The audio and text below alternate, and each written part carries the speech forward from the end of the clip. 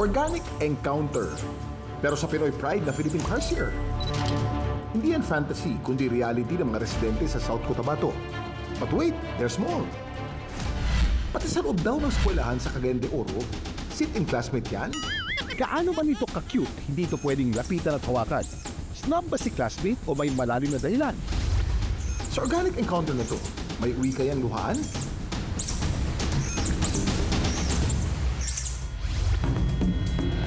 Sikat man sa buho ng mga Philippine Tarsier, alam niyo bang hindi lang sila dito matatagpuan? Present din sila sa ilang bahagi ng Eastern Visayas katulad ng Samar at Leyte at maging sa Mindanao, partikular sa mga lugar na may makakapal na kagubatan. Pero isang araw, present din daw sila sa isang classroom sa Mindanao.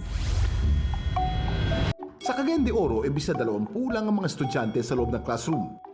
May napansin daw silang tila may salimpusang classmate nakisit-in sa likod ng TV. Yung kasama kong guro, ang una nakita, nag-install kasi siya ng HDMI sa kanyang television. Biglang mapansin niya na may gumagalaw sa likod, akala niya daga, yun pala ay tarsier. Nagkagulo yung mga estudyante kasi yun nga, ang cute, maliit, gusto nilang kunin pero sinabi namin na wag kasi bawal sa batas. Nakasabay kaya sa uwian ng classmate nilang Tarsier? Alamin mamaya. Itong mga tarsiers natin, unique sila among other animals. Nag-evolve sila para magkaroon ng malalaking mata. Ginagamit nila to basically para makapag-hunt. Meron silang nocturnal lifestyle, active tuwing gabi.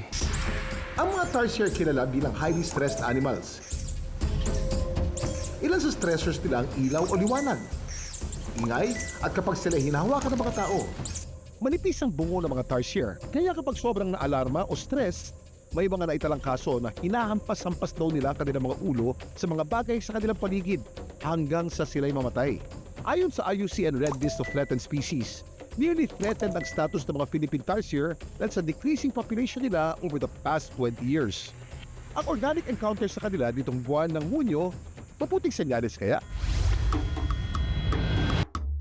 Sa barangay Paco, Kidapawan City, malapit daw sa ilog na tagpuan ng Tarsier na ito. Habang dito naman sa barangay Laconon, Tiboli sa South Cotabato, spotted ang Tarsier sa isang cornfield o maisan. Ang mga Tarsier na ito iisang naging kapalaran. Kapwa sila hindi nahuli para makauwi sa kanilang pinanggalingan. Ayon sa DNR, magandang senyales daw ang wild sightings sa Philippine Tarsier. Ibig sabihin daw nito na sa kabila ng human activities and communities, may natitira pa rin mga natural habitat para sa wildlife sa mga lugar na ito. Dami mong alam, Kuya Kim. Balikan naman natin ang Tarsier sa loob ng eskwelahan. Ano naman kaya ang kanyang tadhana? Napunta siya sa likod ng television kasi hindi naabutan ng sunlight kasi alam naman natin na tarsier ay sensitive sa liwanag. Ang school kasi namin ay napapalibutan ng kagubatan kaya maraming mga species.